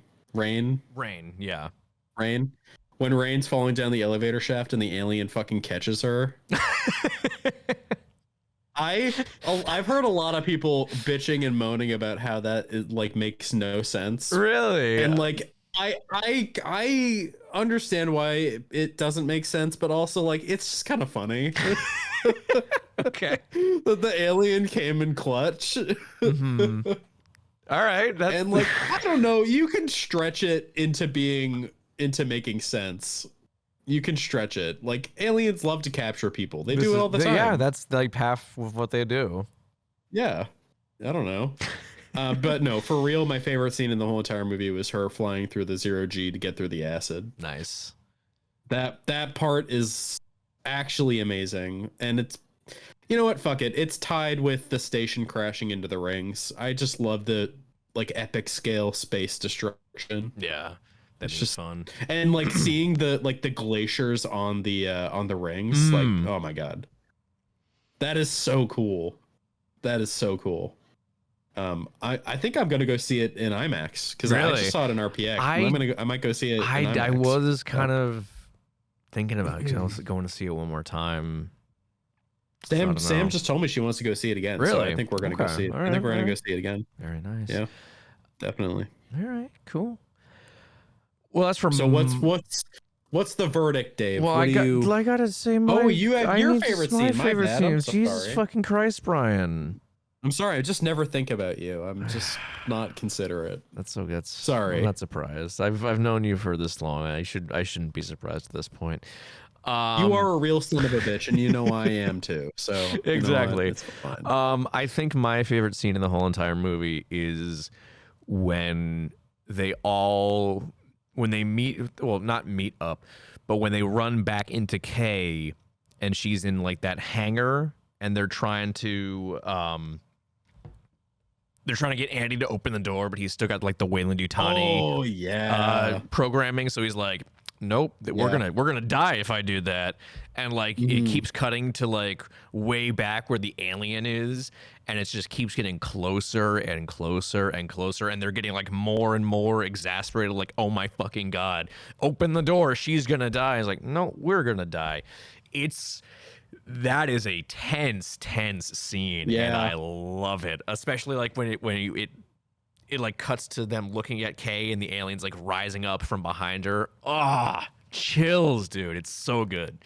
Love that. Yeah. Oh man, that was some good shit right there. I like, honestly, that scene. The fact that I could agree with Andy was. I'm telling you, like, dude. You know what? Like, David Johnson I know is this so is good fucked in up, this. and I know that she's literally right there, and like she could probably shuffle in the door faster than the alien can get there. But like, fuck, dude, I believe Andy if he thinks that thing can get in. Yeah, I believe him. Yeah, dude. I mean, Andy in this movie.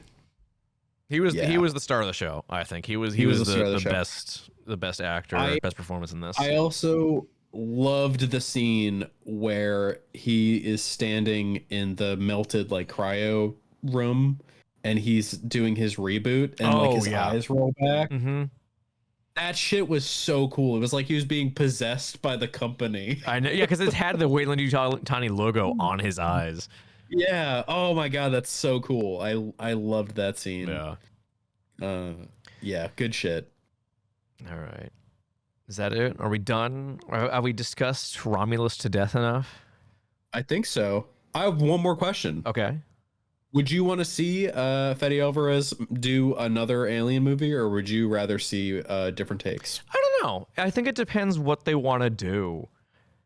Like, if they want to follow this up narratively, like if they want to continue this story, which I don't know how they would do that, because they're heading to Ivaga. Like, it seems like it ended on a kind of a happy note.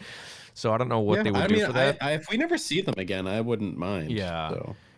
So I guess it depends what they want to do. If they want to do a direct sequel to this, I would prefer to have Fede back.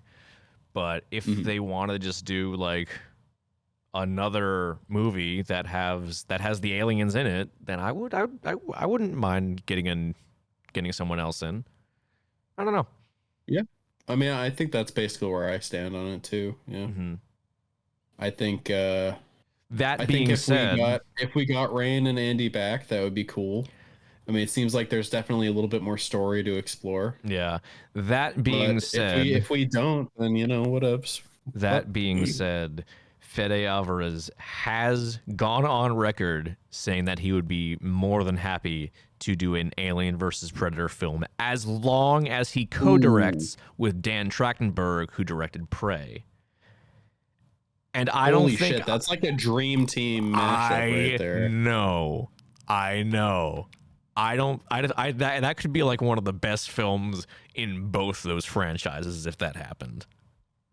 If they can make a Predator that's as cool as the Predator from Prey, I think we're in for it. Yeah. So if that's the route they want to go, do that, please. Oh, maybe like a dedicated alien hunter Predator with just like alien bone armor. That could be cool. Like you go full Monster Hunter with it, except you're a Predator. Damn, you guys should get me to write. I'll be the ideas guy. All right. All right, well, Monster Hunter, except it's Alien versus Predator. all right, we're nearing 2 hours, Brian. Let's wrap this shit up. We got a whole nother segment to get through. What we sure do. And we already talked about what new cool kaiju thing you checked out recently. But Brian, tell us, what new cool kaiju thing are you checking out right now? I watched Gamera the Brave. I did it. I'm clapping. It really I don't good. know if you can hear it, Brian, but I'm clapping for you. It was really good. I liked it. It's not as good as Gamera 3, but I liked it a lot. Nothing is as good as Gamera 3. You shouldn't have expected it I to really be as liked good as Gamera 3. I really liked how chill the movie was. I liked the scene where Gamera is small and he's doing sick tricks in the kitchen. That and is nearly dying. It's that. I think that if we had reviewed that, I think that would have been my favorite scene in the whole entire movie. I think Gamera's adventures in the kitchen Toto's adventures in the kitchen are peak cinema, as they say. It is peak cinema. I really like the part where I really like the Giron reference. Where he gets mad at the knife. Yep, that's pretty nice. That was pretty wholesome. And then his dad comes in and he sees the knife is like burnt and charred and he's like really confused. Oh, yeah. Yep, that was good. I like that. Good stuff. It was good. I liked it. I like the secret underground network of children at the end. I thought that was really funny. It's like I was like asking, like, do all these children know each other just inexplicably? No, they just know Gamera. But yeah, they all really love Gamera. Was it worth putting it off for as long as you did, Brian? For the bit? I mean, you know. Was it worth it for the bit? Everything's worth it for the bit. All right, fair enough. I can accept that. Yeah. But other than that, I don't think I've been. I mean, I've been sick for the last like week. So. Yeah. I mean, I didn't really watch a whole lot. Yeah. So no, not really.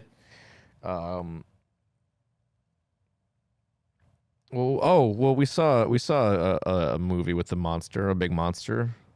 Oh, we did. We saw Dragon Slayer. Yeah, that was a weird movie. Yeah, that was a bad movie. That wasn't that good. Yeah, it was kind of boring. It was really long, and the music was really loud. The dragon was cool though. The dragon did look what was his really name? good. Oh, I don't remember. He had a cool name. I don't remember it though. I'm not gonna look it up. I don't care enough. Yeah, I don't care. There's that. Like I said, I was watching all the Alien and Predator movies up to that point. I'm only as far as Prometheus. I did, Brian, and you might be like, why would you do that to yourself?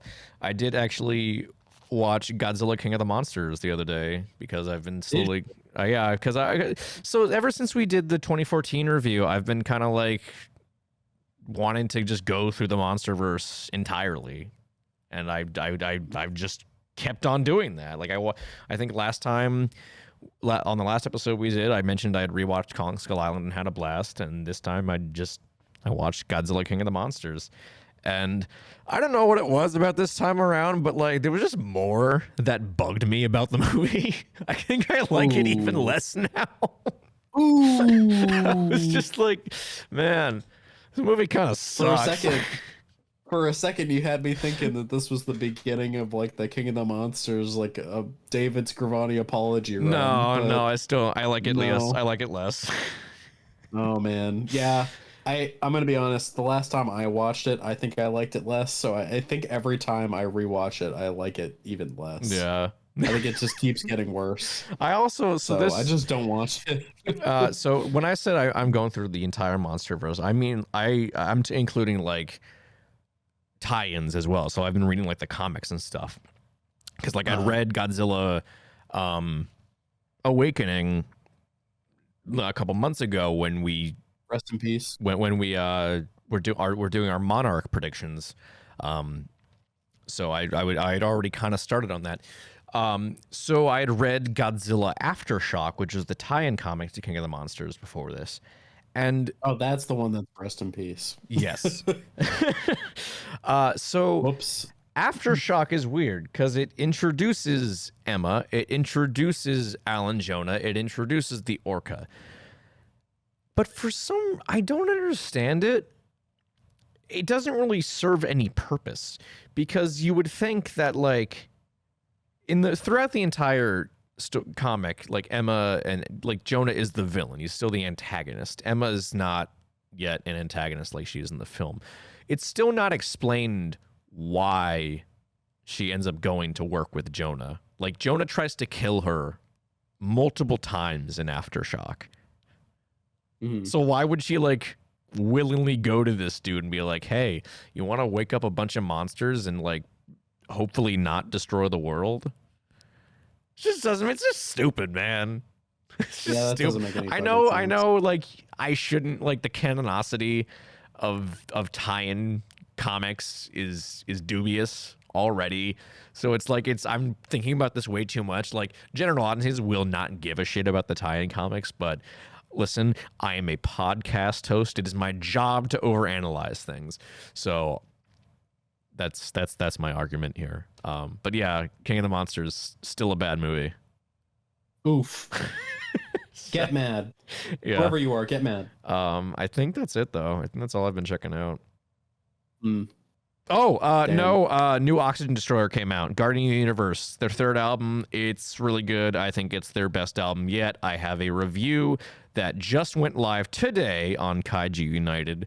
So go listen to it because it's really, really good.